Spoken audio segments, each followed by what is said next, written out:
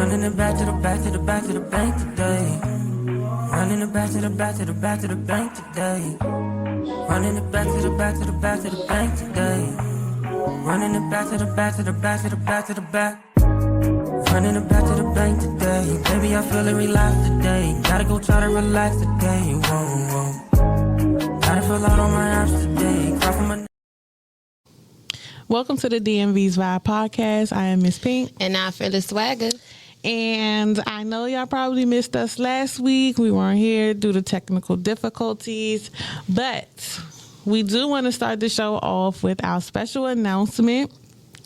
And we will be having a live audience taping on October the 18th from 12 to 4. The link will be on our Instagram. Plus, we will be posting it on all other platforms. It is limited seating. I want to tell y'all that right now. It's limited seating, so you want to get your tickets immediately. We will also have vendors on site. We're going to have guest panel. Yes. And we will be having an important conversation. Next month is going to be strictly about our ladies. We're going to have a generational conversation that covers womanhood, careers, social life, dating, just day-to-day. Yes. Dating, we talk about all the time. It's stressful here. It's not just in the DMV, I promise you, after living in another state. It's a struggle, and I think it's a struggle now at any age. Yeah, definitely at any age. I have friends from all ages, and I have friends that are women in their 50s, successful women, and they're single. So it can't be all of us. It can't always be the ladies. That's all I'm saying. No, because some of y'all are good actors, but we're going to have perspectives from everyone. We're so excited to finally be able to do this show. We've been talking about it now for a while. And so if you want to be a vendor, I also have a link for you to be a vendor or a sponsor. We are accepting sponsors, y'all. And so we are excited about that. Again, I will be posting it on all social media platforms. If you have any questions, Phyllis got a couple more days before she's back on social media. Yes, I'll be back. But she will be back for the month of October. She will be returning back to us. Instagram, send me an email to let me know that I have 20 unread messages. So don't worry. We'll be responding to DMs come October 1st. Okay. You can always reach out to the podcast page. Please keep it business or about the podcast. I'm not going to tell y'all that no more. But we are excited. We're not interested. Yeah. Respectfully and disrespectfully to some of y'all. Not interested. We're not interested. But today's show, we're going to be talking about something that is... I felt like it was really important as this administration has changed a lot for us as... not just as individuals, but as Black people.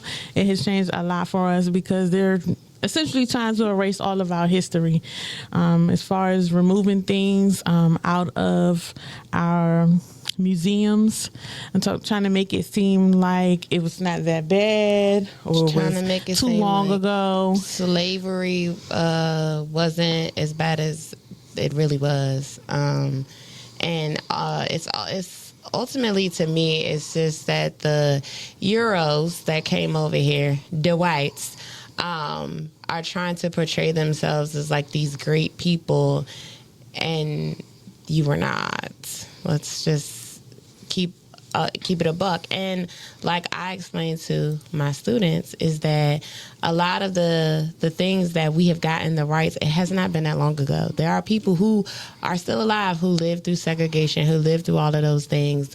My mother and her siblings, they lived through that. And some of them are still here to tell the story. So like Ruby Bridges, for example. Ruby Bridges is still alive. Okay, she's not even 80 yet. I think she's like 78 or something. And some of these children's meemaws and pawpaws was out there talking about they didn't want her to be at their school with their white children. So I feel like that's part of the reason why they want to erase this, because you still have people alive who still live through that.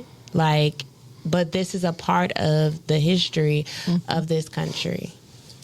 and understanding that though right now it's the Republicans that are in office in this administration, it's really about power, and we don't want anybody rewriting or trying to rewrite our stories, because imagine having a generation of people who just don't understand where they come from, the rights, or people who had to fight to give them the rights for things that they're able to do now. And that's why it's important too, as parents or adults in small children's life, is to have those conversations. Don't just rely on the school and teachers to teach your children about history.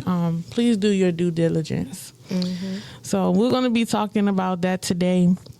And the feeling of being erased, where the money is being pulled from to do all of these different things, and how we can fight back to protect our culture for our kids and our future. We want to talk about how history is under attack. And it's really showing up a lot right now in 40 states. There have been attempts to restrict how teachers talk about race, gender, inequality. I'm not sure if, I know you shared with me that they have already banned some books when it comes to y'all in the school. So the district I work with, we haven't really had anything where it's like everything has been completely like banned. We still have to, my school, they still try to be very inclusive, because, we still have to be very inclusive because I work in an urban area, and majority of the students that I service are actually Black and Latino. But we do see, especially in those Bible Belt states, especially the southern states, that they're banning books written by Black authors. They're banning books that help that are written by people from LGBTQ plus. I think I got all the letters, but they're banning those type of books from some of the school districts. But what I get irritated with, and this is just from the district that I work in, we still reading books about segregation. We're still reading a lot of books about the Black struggle, and I wish that the books that we would read will be more empowering to us, mm-hmm. and not always about segregation. Like, I'm so sick of To Kill a Mockingbird. It's a great story because a lot of it still reigns true today, but it's just like, can we give glimpses of hope, of success when we talk about certain books? You know what I'm saying? But I feel like the banning of the books, it really makes no sense, mm-hmm. to me, because that is how kids learn. They exactly. learn by reading different things, different topics. I haven't really seen anything where they like banned anything on the history books, not in this area in particular, but definitely in the southern states, because Florida is the main tripping. One. Tripping. Yeah. So the one thing that we can say is, one, this isn't the first time. It's nothing new. They've tried Reconstruction in the 1800s, where white supremacists rewrote history to make it look like Black people weren't ready for freedom or political leadership. And that lie kind of like shaped the laws, education, and stereotypes for multiple generations.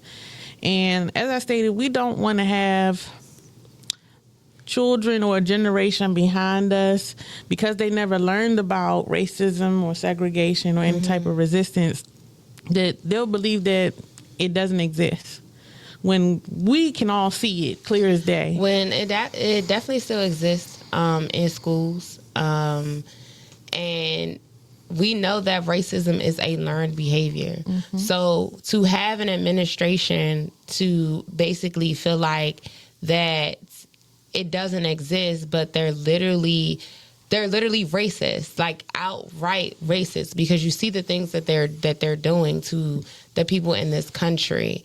But it's just, I feel like also some of these kids aren't interested. Like last year, I had a Latino student basically say she didn't care about Black history.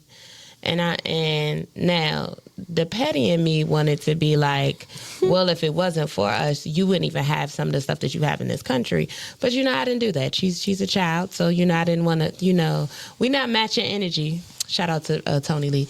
But I think that is what we're also seeing now with this generation. Is you have different races of children who don't care and they don't feel like it's important to them. But yet we made sure to be inclusive to everybody because we have Asian American History Month. Right now it's Hispanic Heritage Month. So we make it the business to make sure that everybody in this country feels included, because regardless of what this administration is trying to push, every ethnicity and background of people in this country have actually made this country, have contributed to this country, and they need to be honored. Their stories need to be told, and we need to tell the truth and not make it seem like, if it's all white, it's all right. Y'all, and we don't even get a whole 30 days. Black History Month, we don't even get a whole 30 days. 29 on a leap year. And so it's you can see it in small ways if you really pay attention that they have really tried to give us like the scraps of everything. Like trying to give us Juneteenth as a holiday. I appreciate it because, I'm off of work. But at the same time, you could have just paid us reparations for real. I would have been happy. And then honestly, like, it feels like when it was amongst us, it was different. But then when it became commercialized, then it was like y'all took away like how the importance of it for us, because then it became a gimmick. And then, Tarjay, then they selling all this Juneteenth stuff. They selling, and it wasn't like you didn't do it because you actually cared about what that holiday or what that date meant to us as Black people. You only did it because you knew that you could monopolize and you could monetize, off of that. And they getting hit hard. This year, I'm pretty sure they done lost millions and upon millions of dollars. They have. And they I know it's a couple of us still. Well, when I do that, I know y'all probably like, what's she doing? Yeah, well, it's a couple of us that I seen still, they still frequent the store in Target. I still go to Target only for essentials because there's nowhere else truly for me to really, like, we don't have a bunch of stores in PG County to really go to. That's not going to be super expensive. And I don't like shopping where everything is locked up. Like, I can't, my brain can't fathom that. I went into a Dollar Tree the other day and it has the cosmetics locked up at the Dollar Tree. I was like, what is? No, have you ever had to go, I don't remember where I was at for this CVS, but literally deodorant locked up. Like, I had to call somebody literally to get me everything I needed because everything was behind a glass. Yes, and I don't like shopping like that because these sales associates be moving too slow and I be trying to get in and get out. So it's disheartening at the same time because it's like, come on, y'all, like, this is what we're reduced to. But then you realize, like, if this economy or if this administration or this country, this government would pay people a livable wage, we wouldn't have to be going to these stores and deodorant and laundry detergent and stuff like that is locked up. Bringing up a good topic is the economy. So if you're a federal government employee, y'all, we just going to have to hold on and see what's going to happen. I really don't think them people is going to pass that bill before Wednesday. So ain't no telling how long it's going to last, what we're going to do. But all I can say is just be mindful that it's not the first time. If we do have a government shutdown, it will not be the first time. Hopefully it doesn't last as long as the last one did. The last one was 35 days. This government, just thinking about this administration, like, if we wasn't spending all this money, our tax dollars weren't going to J.D. Vance, going on vacations, that's all that man has ever done. Going on vacations, then the man with the dead hand, shout out to my Uncle Durian on the TikTok. I missed him. I can't wait to log back on. That's one of my favorite content creators. That's what he calls him, the man with the dead hand. He going to all these different appearances. So, like, our tax dollars are paying for all of these things. Instead of making sure that we have money to pay the people to effectively run the government.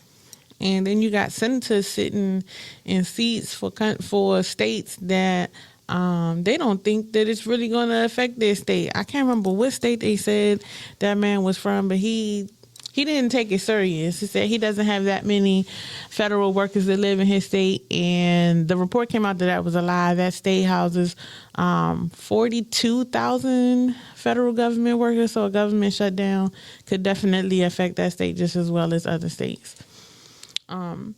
There was a poll done back in 2021 where 62% of Americans supported teaching students about the effects of slavery and racism.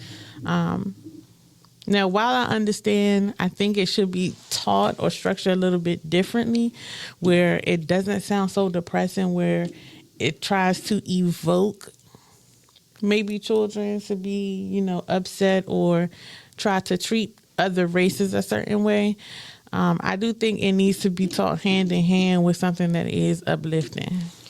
I will say this as a teacher who is blackity black.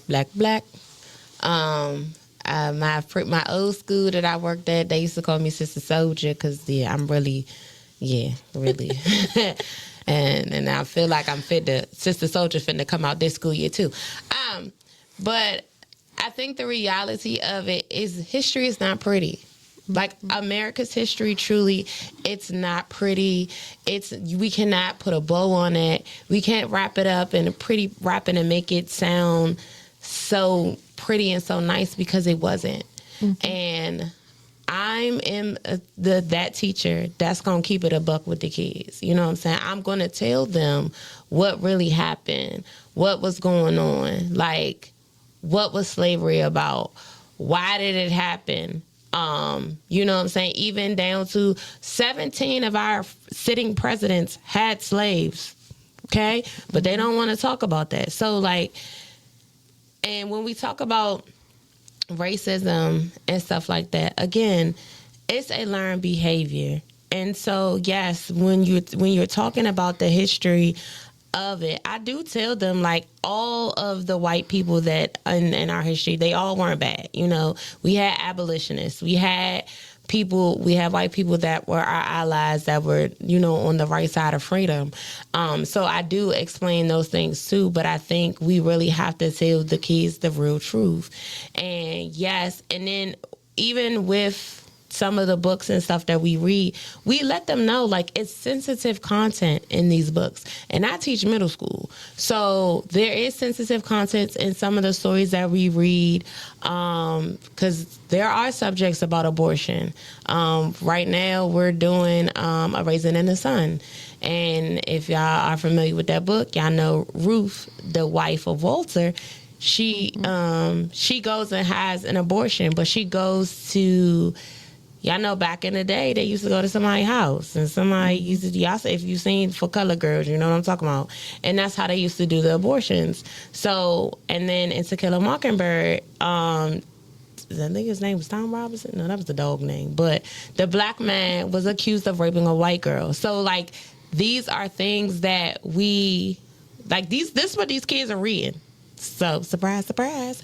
But also, it's we have to tell them, this is what you see, but we also give them it's sensitive content because some of them can't handle it, and then some of them make inappropriate comments. And so even for me, as someone that is a sexual assault survivor, when we get down to that part of the book, it irritates me because it's just my own triggers, but also the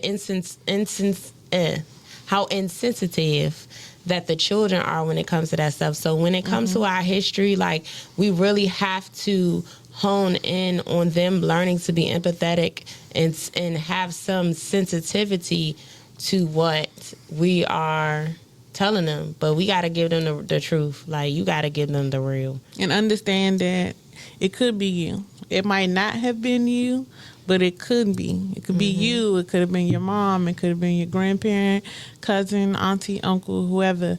I think we do have to do better as overall as a community of understanding, just because something might not directly affect us right now, to still be mindful and, as you said, empathetic to how it may affect us or others.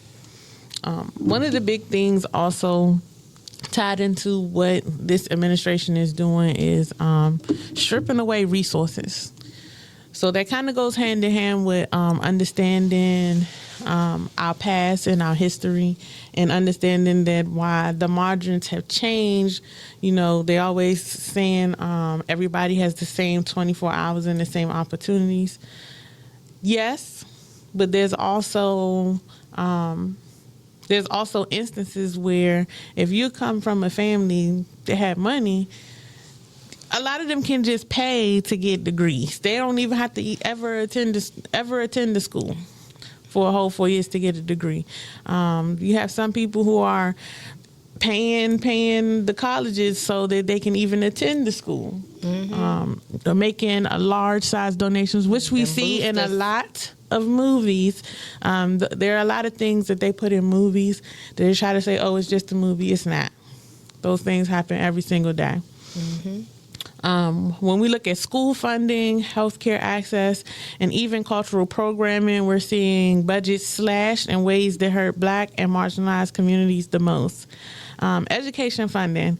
I do truly believe if this man could just outright say he's not going to fund HBCUs, I think he would have them done away. If that man could just say, I'm not funding the niggas, because that's really what he wanted to say. I know behind closed doors, we are all types of niggas, niggers, Negroes. We is everything but Black. I know we are. Can't nobody tell me we're not.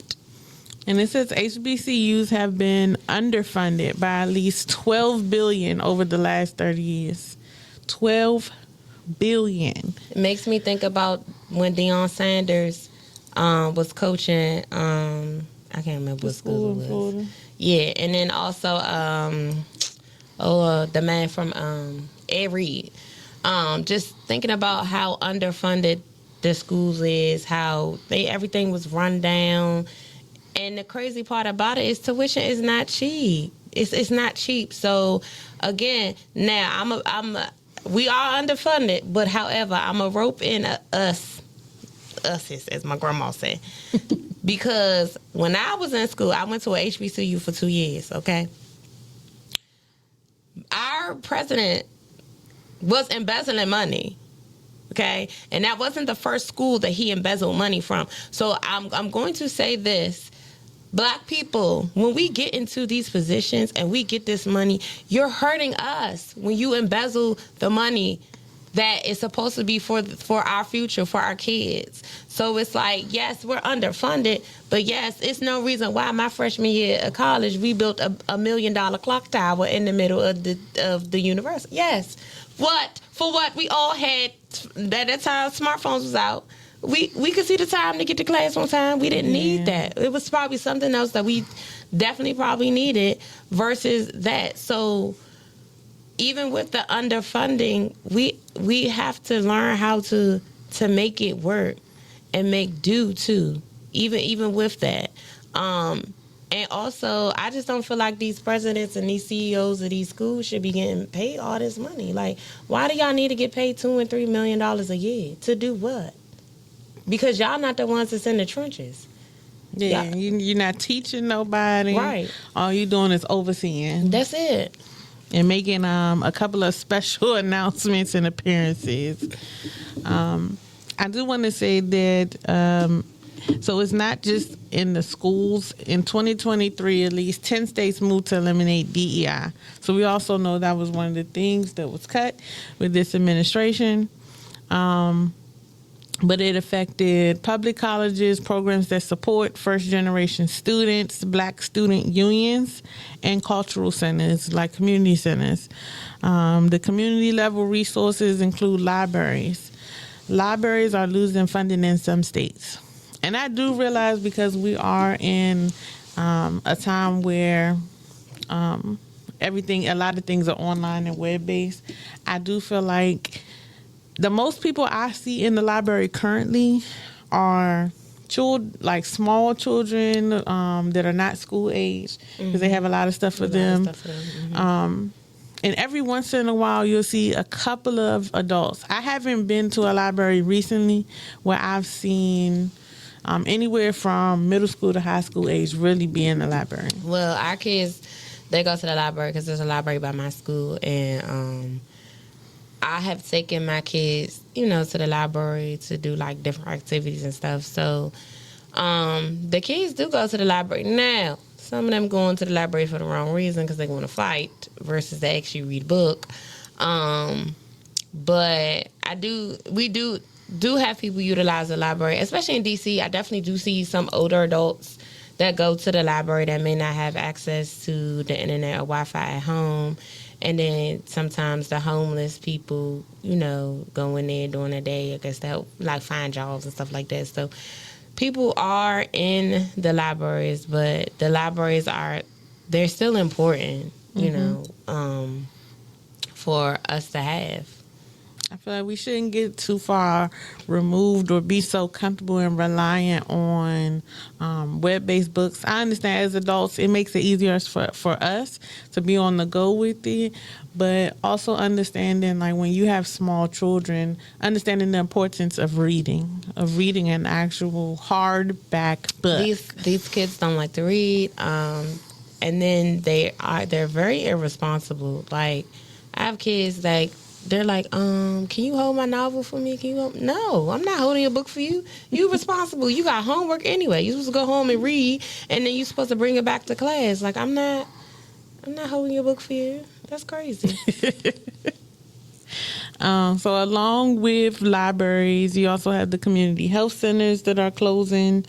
There were the study in 2023, Kaiser Family Foundation study found that rural hospital closures disproportionately affect communities and high Black populations. So without me saying specifically what area I live in, I'm going to just say that sometimes these local hospitals that are in our area are not the best for us.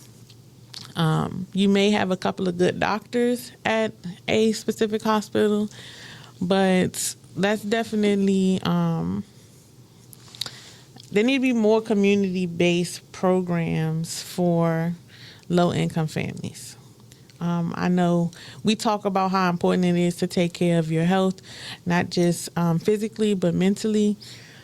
But we also have to be mindful that healthcare is expensive. It is very, very expensive. It's $1 billion industry, and that's one of the things that are affecting the economy, is the price of healthcare keeps going up. And medicine. And the pay is not. Mm-hmm. For example, we're getting a 1% increase, but healthcare is going up 18%. So what is that 1% going to do for me? Nothing. Not a damn thing. I won't even see it, because it's going to be going towards what I have to pay for healthcare, since unfortunately that's something that is out of our control. But having healthcare is better than not having any at all. The only issue is, it's just like, what are we paying for?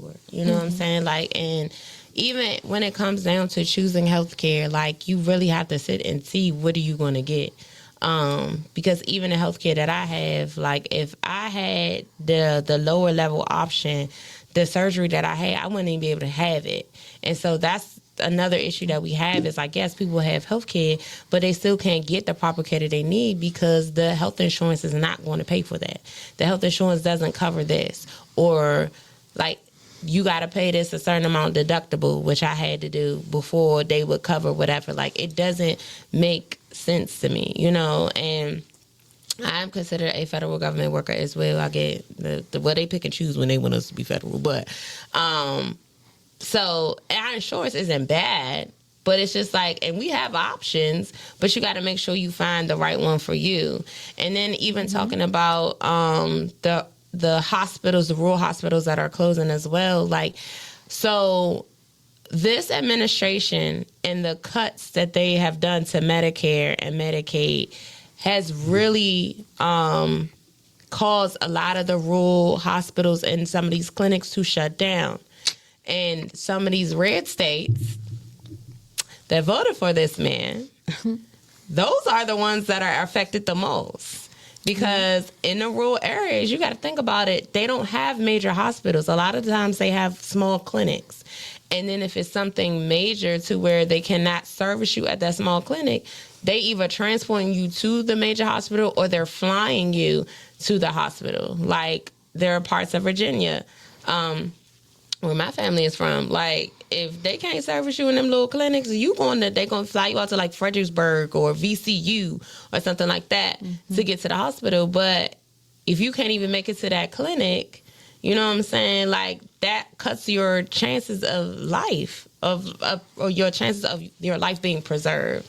So it's really sad to see how healthcare isn't truly about keeping us healthy. It's about making money.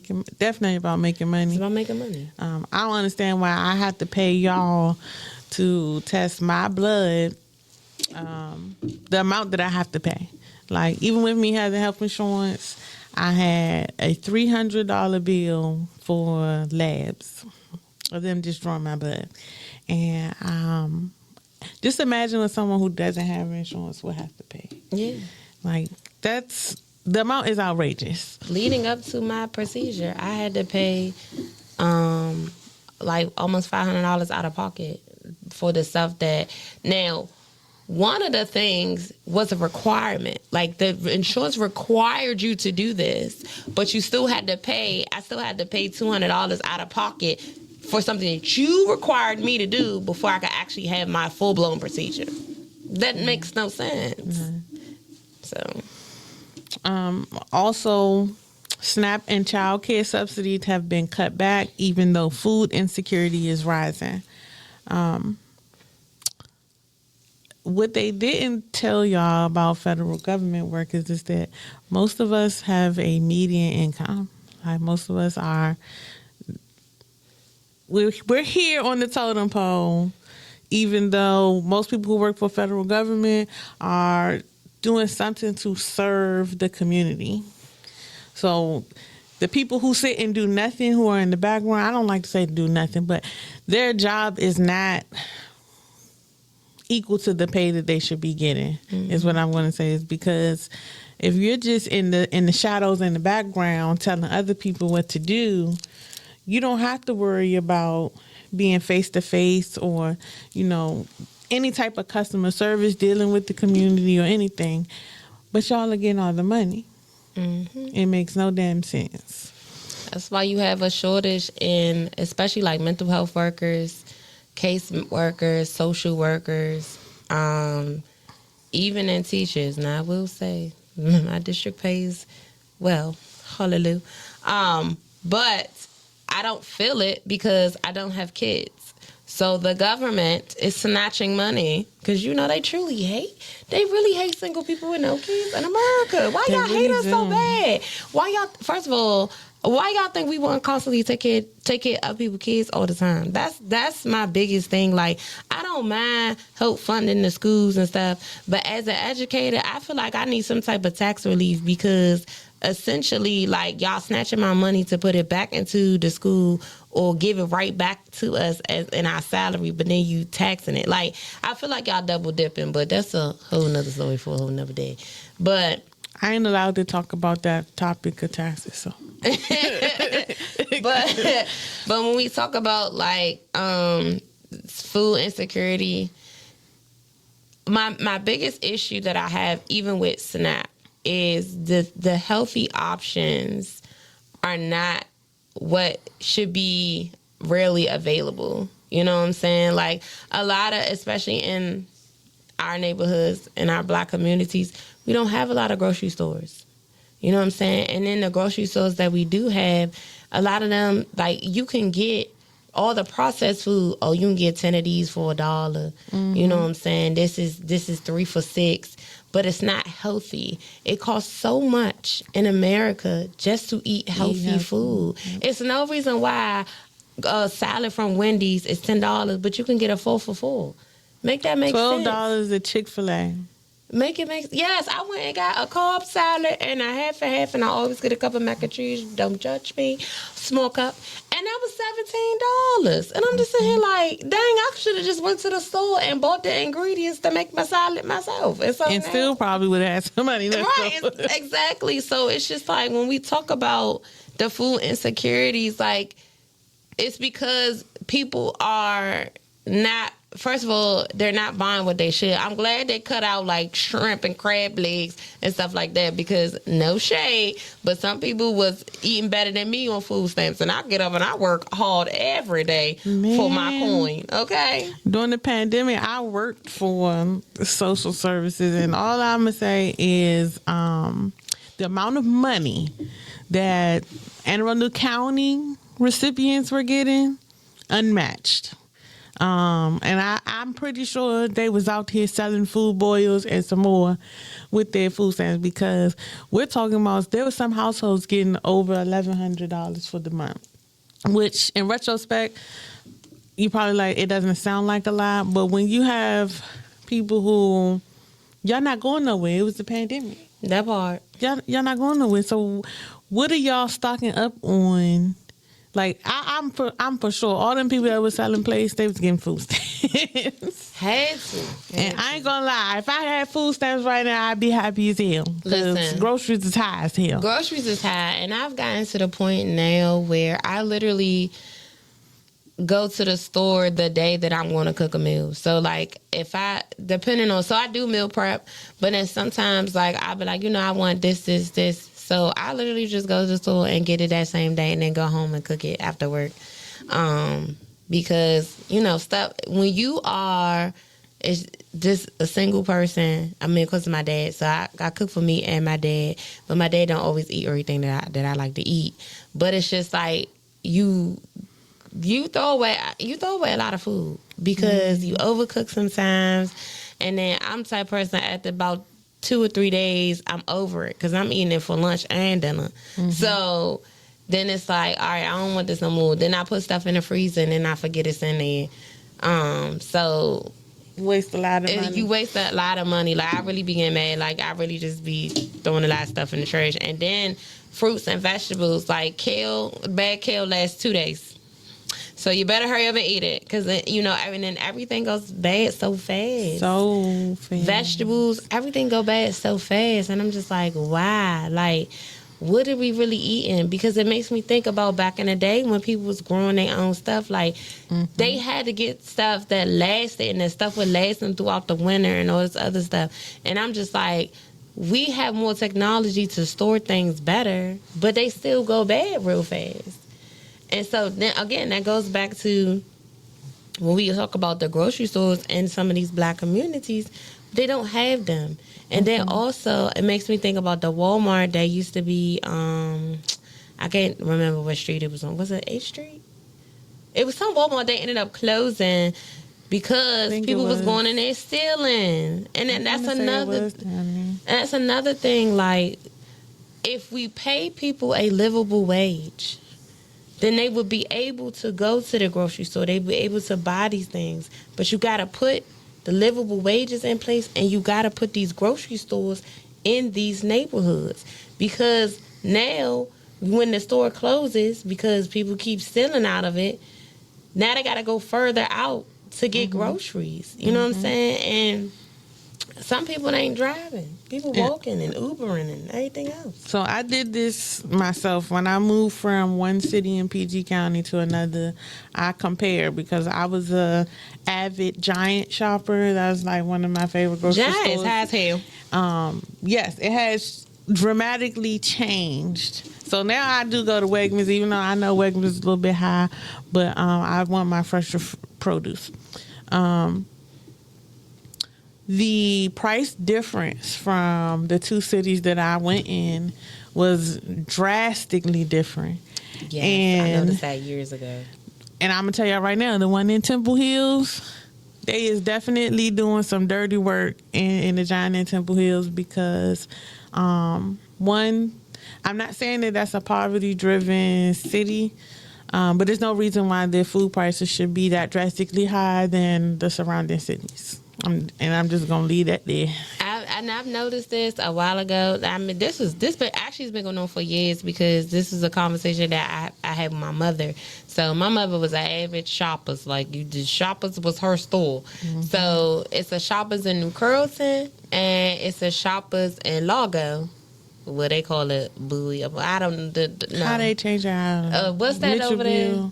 Lanham. It's Lanham, Bowie, whatever. Mm-hmm. So that Shoppers over there where the Target and the new Ross is. If you go to the Shoppers in New Carrollton, it's cheaper than the Shoppers over there. Then if you go to the Shoppers in, I guess that's Largo, where the Marshalls is, they higher than the one in New Carrollton.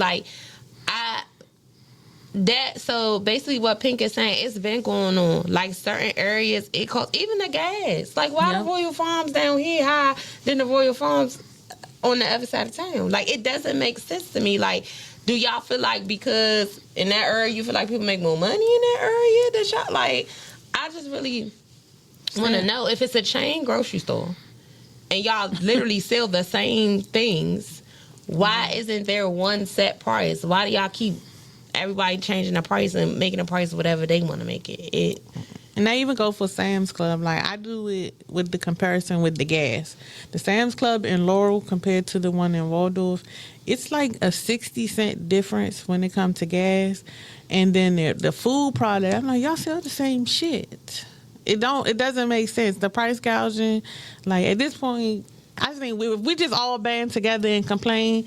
Maybe they'll do something about it. Maybe we need to go on a strike or something. I just wish that all of America would just come together and just not pay for stuff because they can't evict everybody at once. They can't cut all out. Like what they gonna do? Like I just wish that we could come together because that's the only way things is going to change. We're going to have to stop shopping at these stores. I mean, you see what's happening with Target. Walmart probably be next. But, like, we just got to come together. And especially as Black people, like, our money makes a difference. And you see it because you see it in what's happening with these stores. It makes a huge, huge difference. And so if we could just come together in that sense.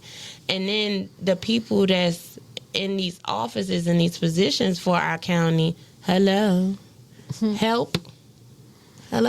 us. Okay? We don't need another, again, when we talk about grocery stores and food disparages, we don't need another tropical smoothie. We don't need another Royal Farms. We don't need another Chick-fil-A. Okay, we need groceries, like real grocery stores. And we need we have one Whole Foods that I know of.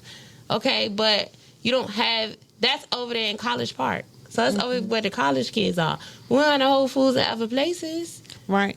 I do want to say I'm going to even challenge myself. I haven't yet to go to, there's a Black-owned grocery store in Fort Washington that I am going to be trying out. That's just so far for me to drive. I'm close, but it still seems far to me because it's on the other side. Something about 210 just don't sit well with my spirit. I was trying to ride down 210 yesterday. Didn't like it. Yeah. USDA did a survey in 2023, and it said Black households are 2 times more likely to experience food insecurity than white households.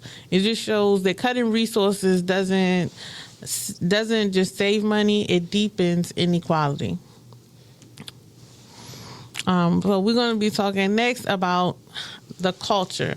There's been a shift in the language. Suddenly, diversity is being used as a bad word. Woke. Woke is a new word for nigga to me. That's really what I feel like this administration is like. Yo, because they're woke. No, Negroes. It's us. Mm-hmm. Politicians call racial equity efforts divisive. It paints our stories as dangerous instead of powerful. But we can start fighting back. I truly believe that They're solely about power right now. That's all it is. It's all little dick energy.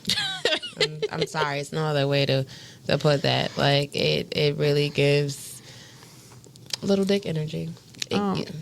They're bullies. They're literally bullies. Like America is really on the front stage, the world national stage, like just bullying everybody. And the fact that you're bullying your own people is still absurd to me. And then the Megamites, they're being angry. bullied, but don't even realize that they're being bullied. I don't understand why they still so angry. Like Literally, like, okay, so this is so random that you said that, but I listened to this is another podcast that I listened to. I can't think of the name of it right now, but it's two white women. They are hilarious, and they absolutely hate Trump. Like, that's their whole like train. But one of the ladies were like, these white men that are running this country, you have all the money you want, you have all the houses, you have all these things, but yet you're still angry. Why are you so angry? Mm-hmm. That's all I want to know. I think I heard a snippet from that specific episode. Yes. Because literally they're winning by far. Definitely. And the fact that y'all are still angry, it really makes no sense. And it almost feels like anywhere where they see black people catching up or trying to catch up to them is the things that they're trying to eliminate.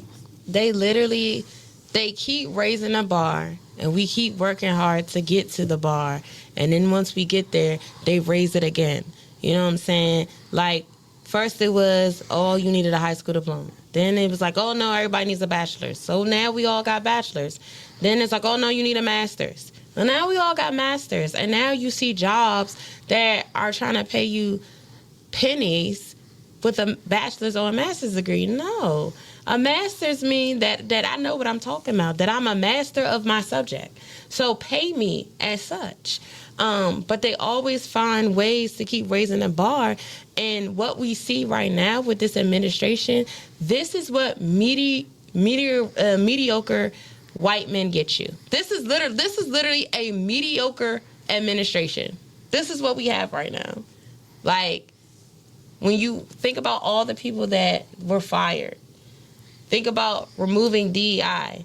And DEI isn't just about color. As someone who's a special education teacher, that is what DEI is. Mm-hmm. DEI is making sure that your child who has autism, who has an intellectual disability, that your child who's in a wheelchair, that your child who has some sort of disability or anything, that they are able to access the general education curriculum.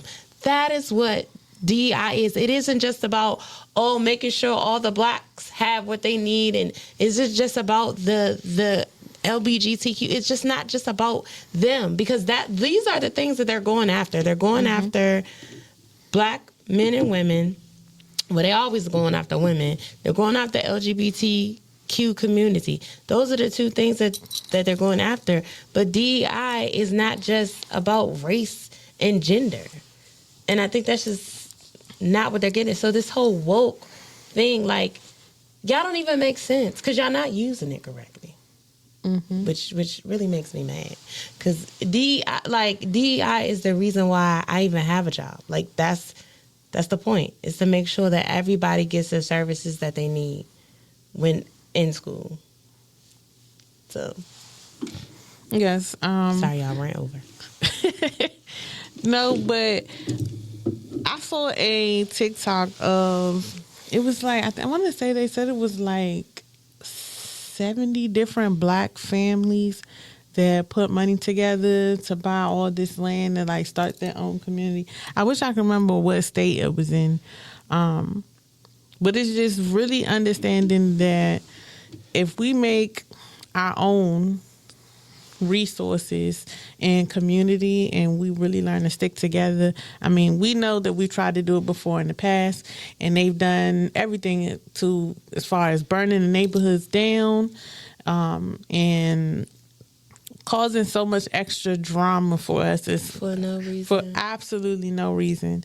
There was another TikTok creator that says, imagine if we did leave this country and went to another country and we took everything that everything that Black people created, or things that were made on behalf of us, that if we took all of that with us, what would the world be left with? What would America be left with? Nothing. Absolutely nothing. Nothing. And it's just, it amazes me when you just think about how much they really have stolen from our culture, and not even realizing that our culture is the reason why you even have what you have. Like, I'll never forget when Michelle Obama was basically talking about the house that she lived in when President Obama was president, was built by Black people. You know what I'm saying? Like, the house was built by slaves, built on the backs of Black. This country was built on our backs, and y'all hate us. And all we wanted to do is just leave us alone. Mm-hmm. Give us the same rights. Give us the same freedoms that you give everybody else, but leave us alone. And then even when we tried to build our own communities, like Pink said, y'all burnt it up. And Tulsa wasn't just the only one. Mm-hmm. It's plenty of cities in this country that were Black cities, Black towns that were flourishing. And they came in, they either flooded it out, Lake Lanier, mm-hmm. or they burnt it up. And it's just like, every time we get something and we doing well for ourselves, it bothers y'all. Why are you so bothered? You have what you want. We just trying to get what we need for our community, for ourselves. But I'm also sick of these people with this white savior complex too. Okay? I get so irritated with some of these white people who work with Black children, Black people in urban areas, and y'all think like you're supposed to be like doing the righteous stuff because of what your ancestors did and all this other stuff. No, we don't need you in our communities with a self-fulfilling prophecy. Either you're going to be here to help us, or you just need to get to stepping because you're in the way. Sorry, ran over. My bad. That leads us to our last fact, that Black audience influence over $1.6 trillion in consumer spending annually. Our culture drives global trends, and that's why it's so important that we keep it visible and authentic. So I'm going to pose questions to our audience. To record family stories, collect photos, and write them down. One thing that I've always kind of acknowledged about people who are from like different tribes, whether it be Native American or African, they always have someone who passes on that knowledge to the next generation. And I think when it comes to our families and communities, we should be doing the same thing. Support Black media and creators. Hey, like us. Support Black media and creators, independent outlets that are telling the truth when mainstream networks won't. What is that man's name? Why I can't remember. Never remember. Roland Martin. I do watch a lot of his shows, especially when it comes to talking about things politically, because he breaks it down and always has great panel guests on his show when it comes to really learning about community resources and politics.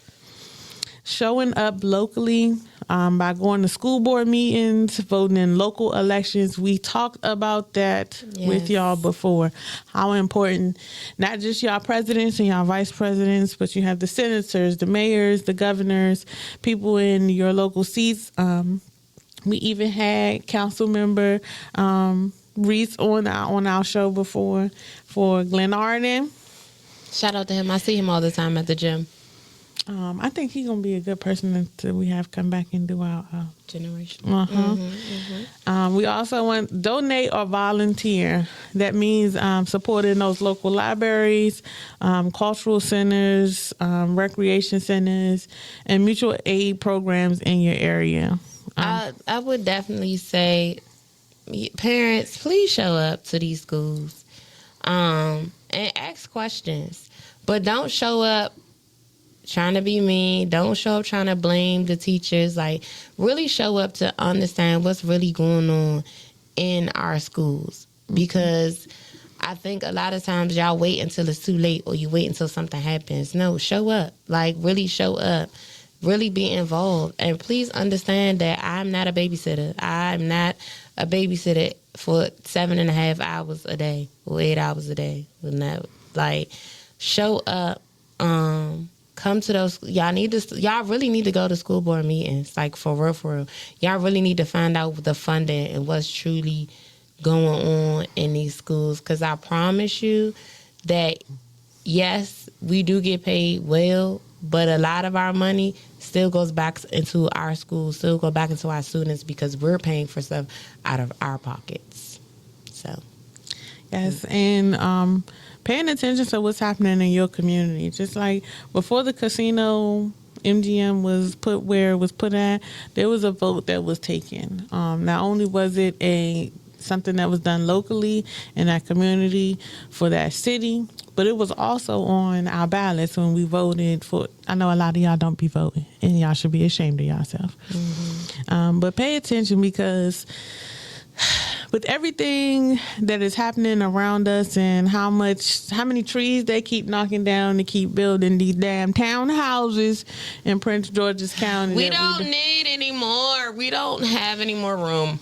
Yeah, we are at capacity here, and they say I'll be watching the people down there in Texas say, "Don't nobody else move here." Shit, we are at capacity here, and if you don't have to deal with traffic, then you wouldn't understand. But we are at fucking capacity, okay? Capacity, okay? We have no more room, okay? Stop knocking down these trees. Listen, I'm tired of saying Bambi dead on 295. Cause you wanna know why? Because Bambi don't got nowhere to go, okay? And then y'all want to bring this call center or whatever you want to do over here to Landover. No, make this useful. Like, we already got this damn stadium. Don't get me started on this stadium. We already got this stadium. And you know they're not going to tear it down. Even when they move these people, they is not going to tear that shit down. So it's just like, come on, leaders of Prince George's County.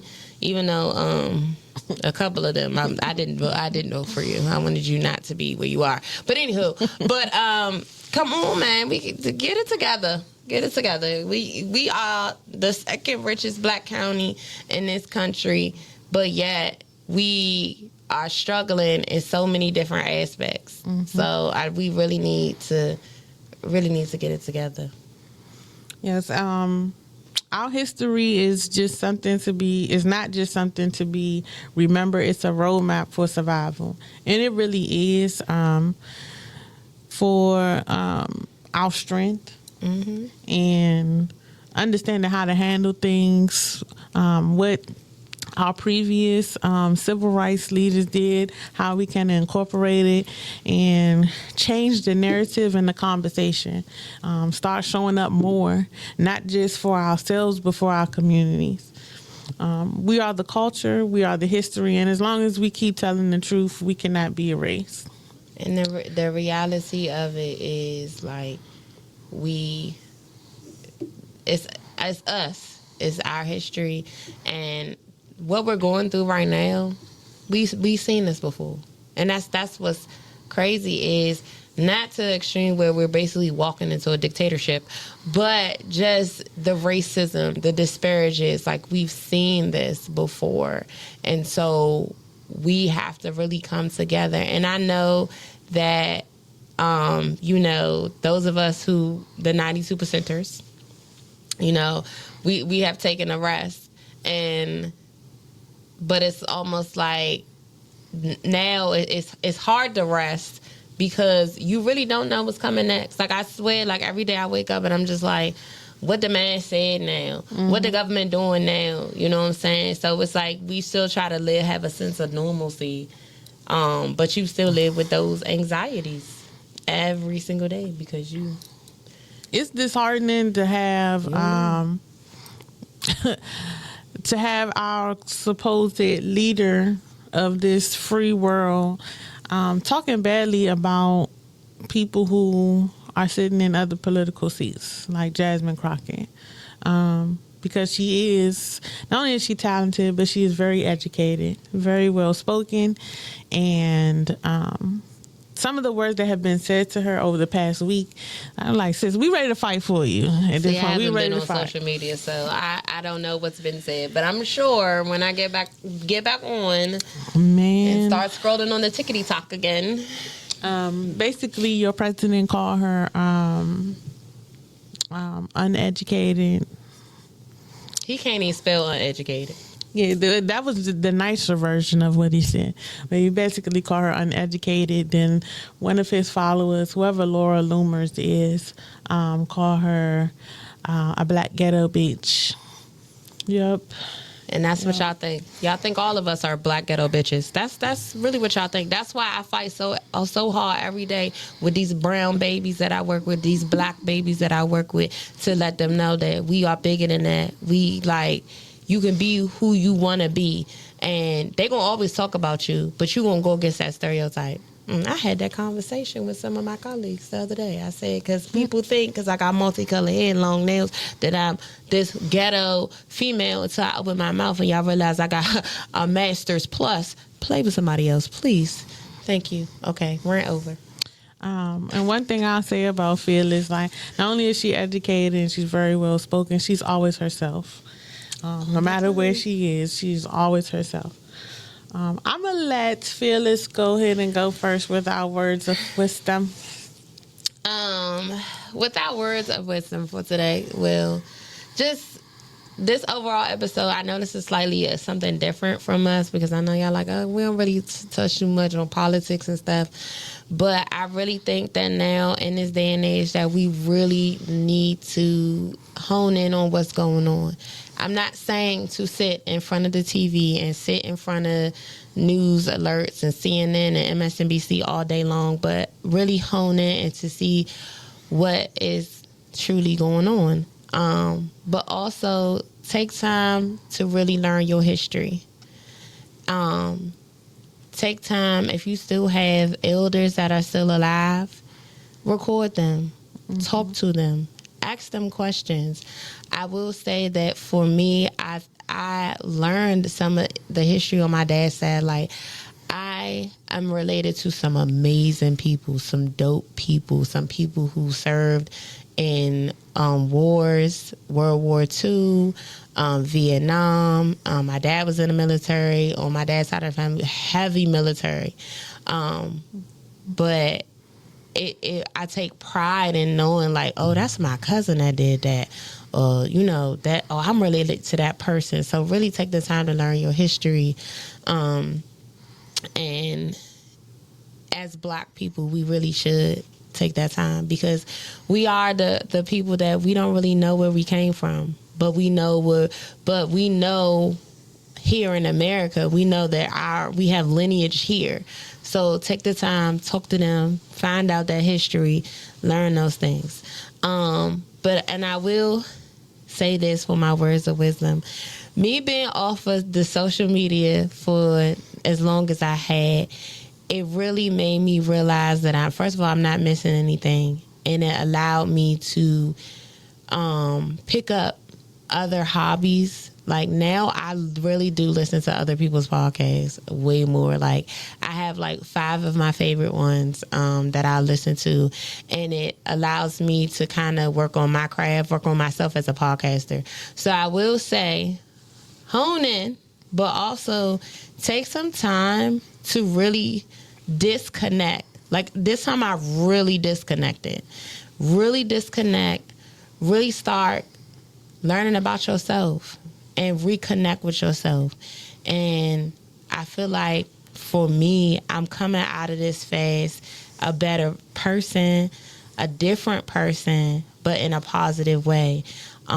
Because this phase wasn't just about, me cutting off social media. Like, it was me finding other things to do to fill in those gaps, to fill in that time. So my words of wisdom for this week is just take time to be aware, but also take time to unplug. Really and when I say unplug, I really mean like unplug from everything. Give yourself that moment. Give your brain a chance to rest, because I'm overstimulated all the time at work. I mean, y'all kids are overstimulating. I ain't gonna hold you. Traffic pisses me off. Like, my biggest ask right now of the Lord is to help me with my road rage, because my road rage is out of control. But what I realized with me really honing the unplugging is I really don't know everything that's been going on politically, right? Even though I'm getting ready to plug back in. But now when I plug back in, it's not a matter of I have to know. It's like, okay, I know what's going on. All right, now I've seen enough. That's good. And then I can disconnect. So remember, it takes 21 days to form a habit. So take that time to hone in, but also take that time to disconnect. That's probably an oxymoron, but but y'all get what I'm saying. But yes, enjoy the week. We are going into a new month. October's on the way. And our seasons are coming. Yes. So her birthday comes, and then my birthday comes. Big Libras. Is all right. Speaking of which, y'all, I will not be here for the next couple shows because I will be celebrating a lot in October. But Fearless is going to hold it down. Yes, I have 2 special co-hosts. Next Sunday, I'm not even going to say who it is because I don't know if it's solidified yet. But if not, I do have a backup. But just know that, yes, I have two special co-hosts. It's going to be interesting, guys. And, of course, we're going to have our live show next month on October the 18th. I'm so excited for this live show. Another thing is, we don't ever talk about what we're going to say for words of wisdom, but somehow we always just align. So for my words of wisdom, it's going to be protect your peace, even if it costs you access. Peace isn't free. It's something we choose and defend every day, whether it's saying no to drama, stepping back from social media noise, or letting go of relationships that drain you. Protecting your peace is a radical act of self-love.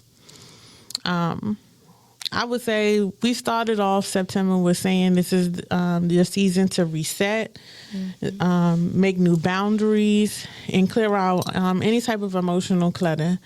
I challenge all of our listeners to identify one thing or person that disrupts your peace and take a small step to protect your space this week. You also deserve a life filled with peace, clarity, and joy. We want to thank y'all so much for tuning in. Thank y'all. We will see. Well, I won't see y'all. I'll see y'all next Sunday and the Sunday after that. Yes, next week I'm gonna go see Breezy, and then I'm going out of town for my birthday. But we can't wait to see y'all. Make sure y'all buy these tickets to come see us. October 18th. October 18th, we're going to have vendors and a guest panel. And we are looking forward to seeing y'all. Of course, I told y'all the link will be in our Instagram for the podcast page, as well as I'll be posting it on other social media. We'll see y'all next time. Bye, y'all. Bye.